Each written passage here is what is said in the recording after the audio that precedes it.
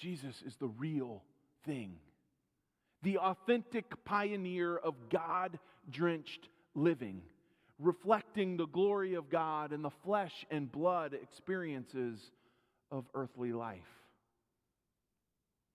You see, when the Pharisees and the Sadducees and the townspeople and the disciples and even those who were closest to Jesus tried to give him all the credit for what he was doing, his teachings, his miracles, everything, Jesus was quick to give God the glory and let everyone know that it was God working through him that made what he was doing possible.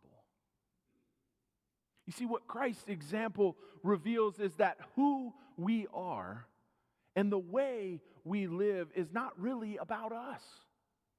Our life is ultimately about God, who God is and what God does. It is God for whom and through whom all things exist. But even though life is ultimately about God, we still have a great purpose and possibility.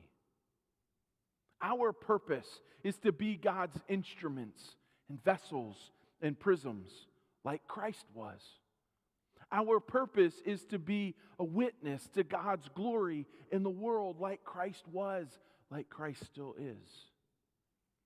And our only possibility of accomplishing that, as Christ did, is through following the example of Christ.